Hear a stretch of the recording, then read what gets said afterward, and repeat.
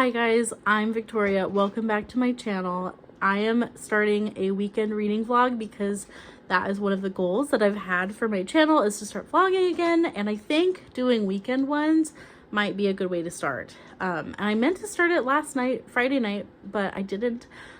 It ended up being a weird Friday.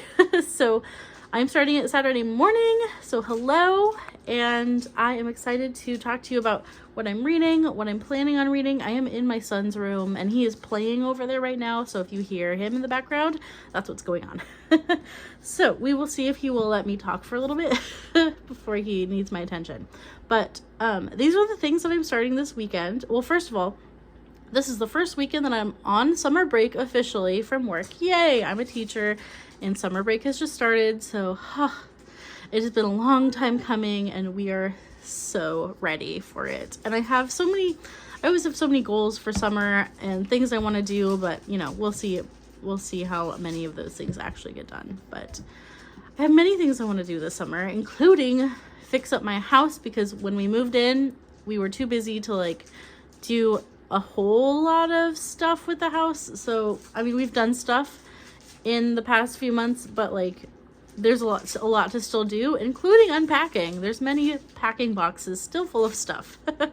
So that's a big part of my summer plans, but also reading and getting back into a reading habit and pace that I'm happy with. So these are the things we are sorry, these are the things we are reading right now, and I'm just at the beginning of all of them. So first is a Kindle read, and that's a Moorland Cottage by Elizabeth Gaskell, which I am already just remembering why I like Elizabeth Gaskell, and that North and South was one of my favorite classics, because Elizabeth Gaskell's writing is great, and I am really looking forward to this one. I think it's a short one, and it's for Kate Howe's Patreon book club. So Moorland Cottage is one that I've started. Another one, not a short one, is Moby Dick by Herman Melville. And I am kind of reading this very slowly with a group of people on Voxer. And I am so far really liking it. I'm only a couple, 2 or 3 chapters in, but I can already tell I'm going to love the writing. He is just, again, the prose is beautiful. And I'm very ready for a book with beautiful prose, because I've been reading some more modern books that just don't have that flowery language. Been reading some Brandon Sanderson, which I love him very much, but the prose is not the thing with Brandon Sanderson. That is not why you read him. So I am just eating up the beautiful writing in Moby Dick, and just at the beginning. Another one I want to start, which my goal is to start this book today, and that's all. I'm not gonna read more than 3 books at once, because I find more than that, I become very unfocused and I end up just dropping one. So I'm gonna try to start Harlem Shuffle by Colson Whitehead, and this is part of my goal to read my backlist book of the month books. And so I picked this one randomly for the month of June, and I'm excited to see what I think. I've never read this author before, so I don't really know what to expect here. So those are the things that I want to start chipping away at this weekend, and we'll kind of see what I take to. But probably, I imagine, I'm tending to read a lot on my Kindle these days, and anything I read physically is usually happening when my baby goes to bed, because it's just harder to read a physical book with him because he wants to grab it and I don't want him to rip the pages. So my Kindle has been a lifesaver right now, as far as my ability to read when he's in the room, because if he sees the Kindle, he does want to come over and touch it and interact with it, and he wants to take it from me. But this is easier to manipulate and maneuver away from him. So rather than if he gets a hold of a physical book, sometimes he can do some damage. So that's kind of where we're at. So my Kindle reading has been going great. I'm really enjoying the experience of a Kindle. It's just working for me right now in my life stage. This morning Julio is gone. He's at a memorial service, sadly, for someone that he knew. someone that I've only met like once or twice, but it was someone in, he's in the Christian Motorcycle Association, and it was a member of that. Yes, Julio he doesn't read motorcycles, he rides motorcycles, or at least he did. We no longer have a motorcycle because we had to sell it when I was on maternity leave so that we could afford for us to be on leave. So he's very sad. He doesn't have a motorcycle anymore. But anyways, he met this person through motorcycling, and they recently passed. He was an older gentleman, but not super old, so it was kind of surprising. But yeah, so that's where he is this morning. I'm here with the baby, and we're just chilling. And I think I'm going to try to start Harlem Shuffle while he's over there entertaining himself. Maybe I can get through a chapter or two. I don't know. Maybe not. We'll see. But I figured I would say hello and start the journey of a weekend reading vlog.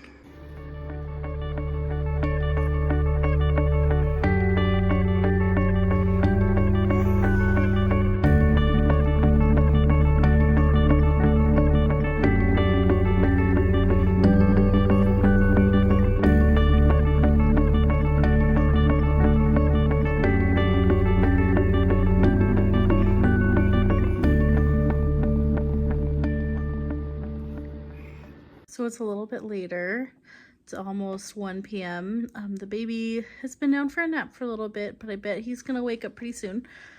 I read maybe 30 pages or so of Harlem Shuffle, and so far I am enjoying it, and it's definitely well written, and it is about well, it's set in Harlem in New York City in the 1960s, and we follow an African-American man who has a furniture store, and he also has a wife and kids. He has a pregnant wife, and they have, so it's the second kid that's on the way. And so we're getting this picture and this setup of like how he has worked to kind of extricate, is that the word? Extricate himself from like the crime in his family and like the seedy characters in his family. And he's got this cousin who is still kind of like in the crime, and you know, when they say that he's, you know, they're doing some work means crime and stealing, and so he has like built this life around having an honest business and a family and like trying to get himself out of the crime, but it still finds him in these ways through his family members, and like they'll bring him items too for his store that are kind of like, well, don't ask any questions about them, but he like definitely knows they're stolen, but he pretends like he doesn't know. And so by doing that, he's kind of also implicit in the crime. And his cousin, I've just reached a point, his cousin Freddie has asked him to be part of like an armed robbery heist, and he's trying to tell his cousin like, no, I'm not like that, I don't do that. And he's like, well, yeah, but you are like that because we bring you stolen goods all the time and you don't say anything. So far I like it. I'm like kind of hooked right away.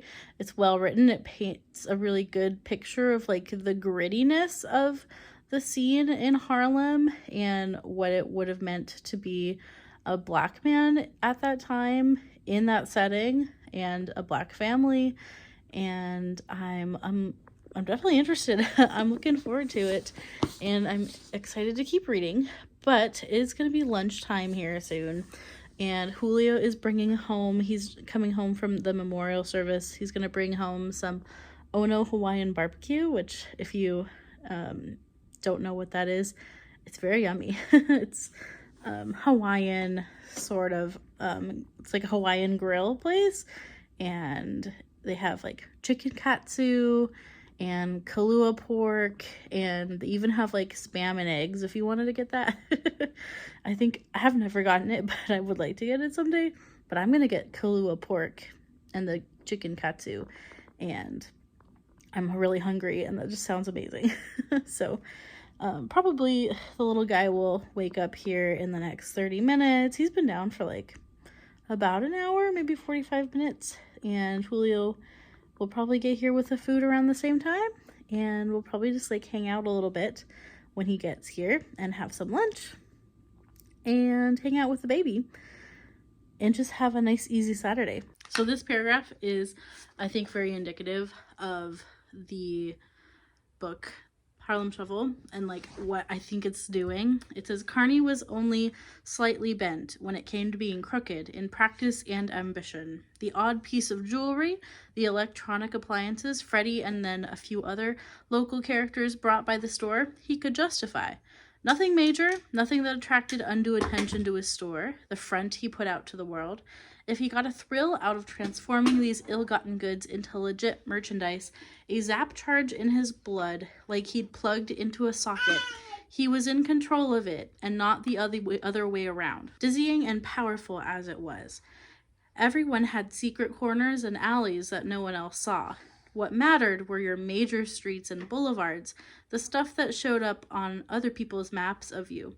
The thing inside him that gave a yell or tug or shout now and again was not the same thing his father had.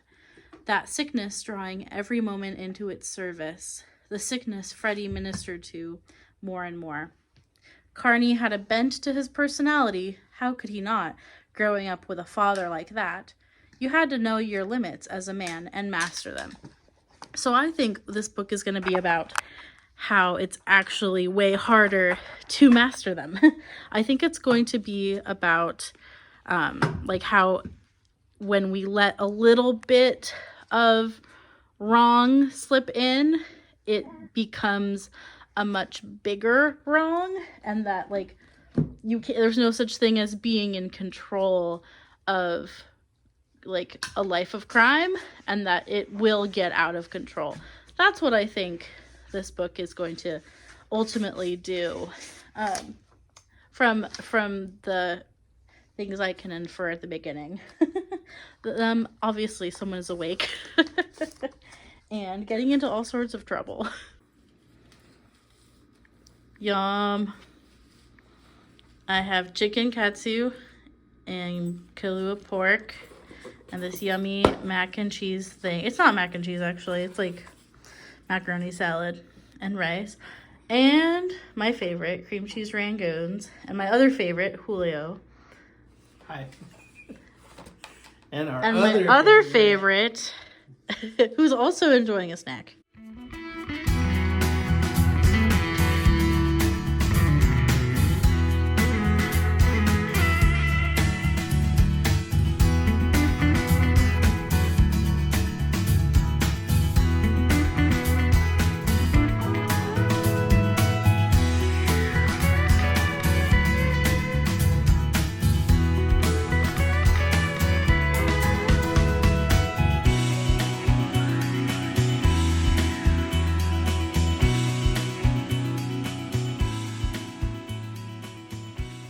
Hello, it's a bit later. The day sort of got away from me. We had the internet guy come over because we're changing internet, and he like unexpectedly showed up around 6 p.m. and I was putting down the baby, and that took a little while, and we haven't had dinner or anything. It is 7. Oh, there's a clock behind me. It's 7:25. So, is that right? 7:25? Yeah, 7:25. Couldn't tell because it looks backwards to me. But it's 7:25 and kind of like settling down for the evening. Have changed into pajamas, and I feel like, you know, if your life is is like mine and you appreciate winding down for an evening, the earlier you can get into your pajamas, the better. So I haven't really read anymore, but I plan to read tonight and just have kind of like a cozy reading focused night. I am fighting the urge to play video games.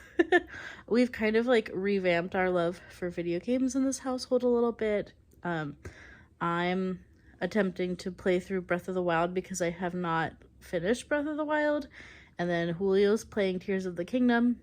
And so it's really hard for me to not watch him play Tears of the Kingdom when he's playing, because I want to watch because it's so cool. But I also picked up Animal Crossing again for some reason, but I just wanted like something cozy where things don't attack me, and things attack you in Breath of the Wild. And I know you can kind of run away from a lot of stuff, but not everything. So I yeah, video games are now like a pull on my brain. And I also want to read though. So I'm fighting that urge right now so that I actually sit down and read. And so we have our tea. It's a Bronco tea from Tadden is the brand. And I actually do have a little bit of a cold, so I was looking for something that's kind of like soothing in that way for like your throat. So that's why I went with that one. And we're ready to read. Julio is downstairs practicing, well, in the garage. When I say downstairs, the garage is what's downstairs. Like, we don't have a 2-story house. It's all 1 story, but the house is built above the garage. So he is down in the garage practicing because he didn't want to make any noise and wake the baby up. So he's down there doing that. We haven't had dinner yet, but I think we're going to keep it easy tonight and do like, I don't know, ramen or something. So yeah, but I'll see if I could squeeze a little reading in. I also started some laundry, so we're getting things done. Julio went grocery shopping, so a lot has happened today. Getting a lot of adulting type things done, and now I'm ready to just chill and open my books. It's Sunday morning, and we woke up to a proper rain. I mean, it doesn't usually rain here in June, so like, it's a little weird. But it's annoying because also when it rains, the dogs don't want to go outside. And so they're probably going to poop in my house. Just being real. But yeah, we got a rainy day apparently, which, you know, it's just weird for us in June. Usually it's like scorching by now, but I'll take it. It's nice and cool. Coffee time. I got this new Keurig machine because mine that I had was like super old, and I'm liking it a lot. It's got like a little more fancy settings. I mean, it's not like super fancy, but like fancier than what I had, so it's making me some good cuppas. You want to read? You want to read on the Kindle?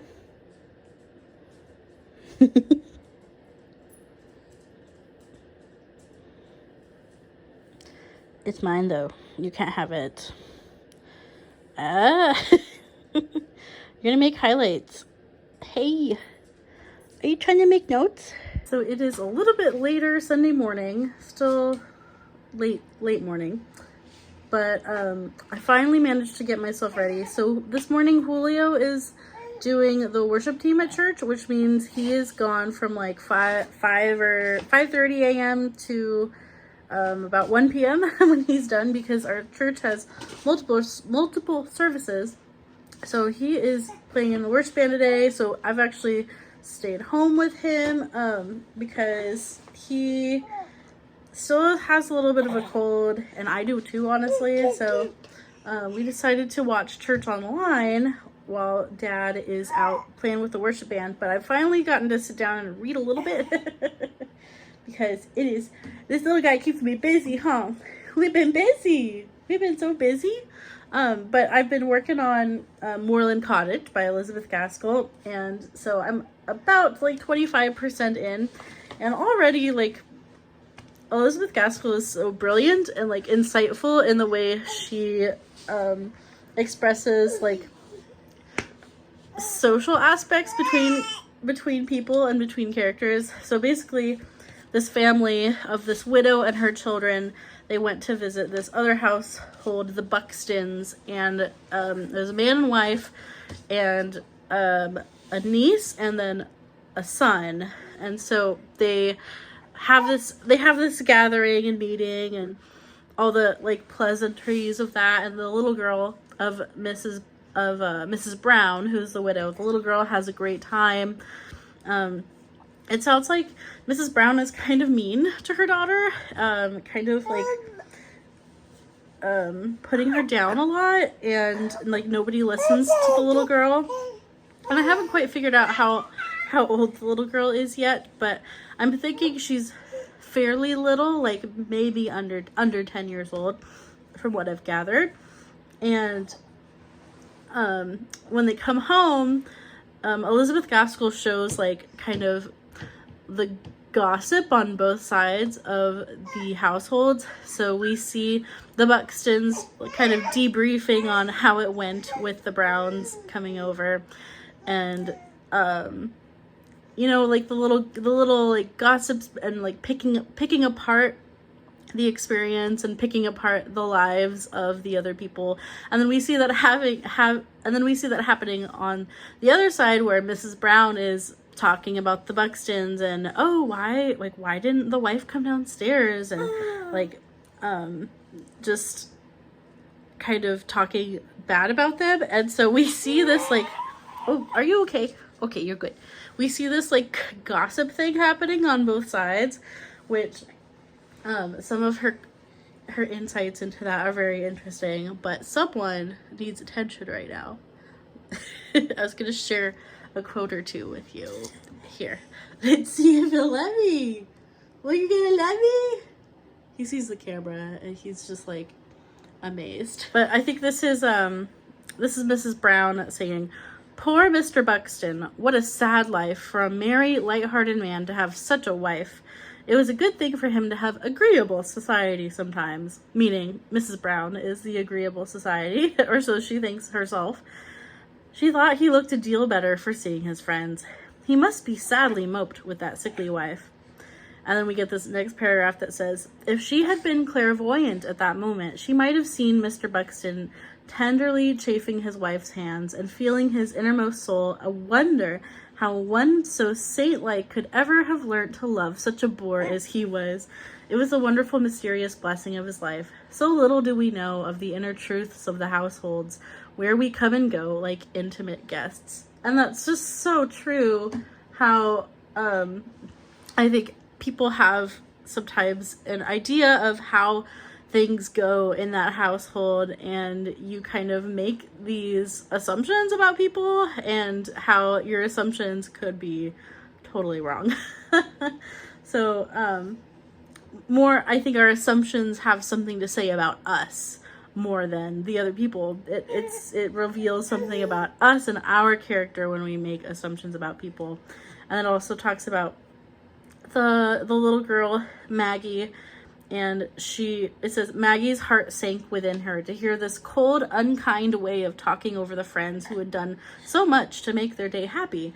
She had never before ventured into the world, and did not know how common and universal is the custom of picking to pieces those with whom we have just been associating, and so it pained her."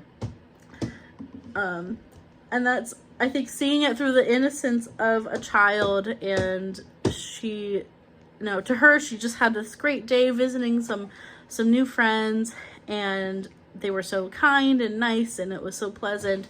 And then she sees, when they go home, they're gossiping about these people that just opened their home, and through her eyes, that is unusual and strange, and she doesn't understand why her mom would do that and talk bad about the people that they were just visiting. But like, how often do you see that in daily life, and how often are we guilty of that? It was like, ooh, very convicting. So yeah, just Elizabeth Gaskell's insights into people and social interactions are very brilliant. Hello. So a few hours have passed. It's like 4 p.m. and lunch was had. I cleaned the bathroom, which feels good to have done, especially the bathtub, because I want to use the bathtub, so it's nice to have it clean. But I was just reading a little bit while my little guy is playing again right now, and wanted to share this lovely quote about fall and the season of fall for all you fall girlies. I know you're out there, fall girlies.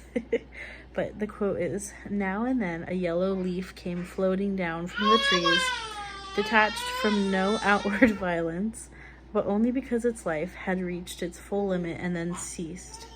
Looking down on the distant sheltered woods, they were gorgeous in orange and crimson, but their splendor was felt to be the sign of the decaying and dying year.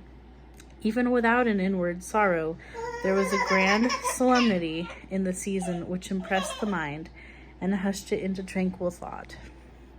I just thought that was very beautiful. Just a very beautiful, contemplative quote about fall. I'm just loving being back with Elizabeth Gaskell. It has been too long. I might have to go on a Gaskell rampage and read everything by Elizabeth Gaskell, including reread North and South, which I've been wanting to do for a long time. But it's just lovely. She's lovely. So enjoying Moorland Cottage right now.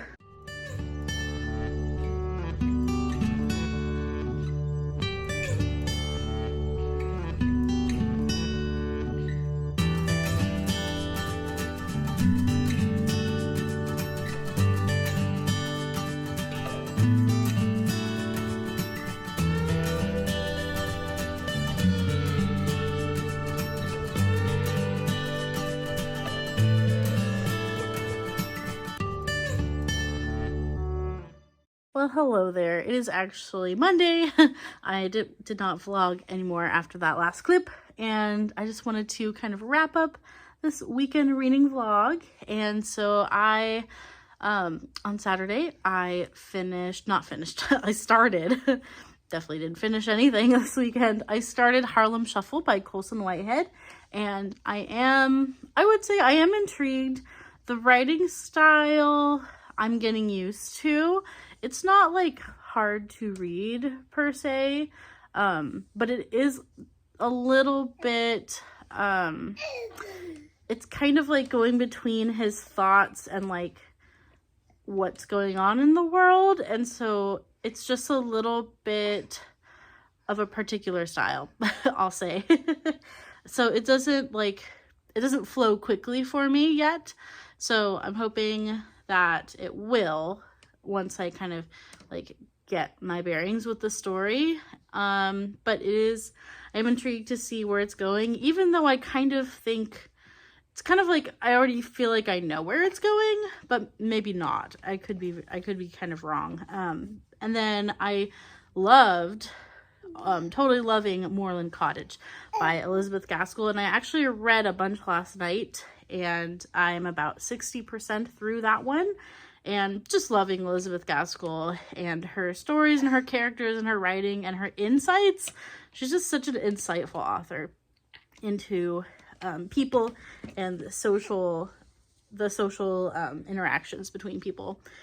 And yeah, I bet I could probably finish that either tonight or tomorrow. So that's kind of what I'm thinking. I think Harlem Shuffle will probably take me a little longer to get through, but I am so far enjoying both of them. I did start reading Moby Dick a little bit again today.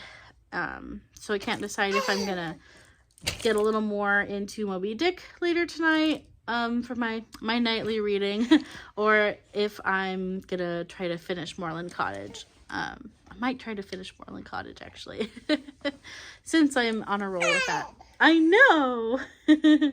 So that is my weekend reading vlog. I didn't do anything this weekend, so I feel like this was a little bit boring. But I hope you enjoyed, and give it a like if you did. And I will see you in the next video. Bye-bye.